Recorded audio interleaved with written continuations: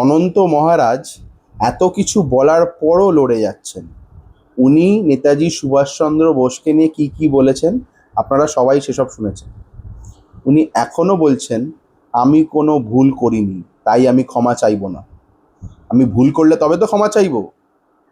আমি যে ভুল বলেছি সেটা নাকি প্রমাণ করতে হবে।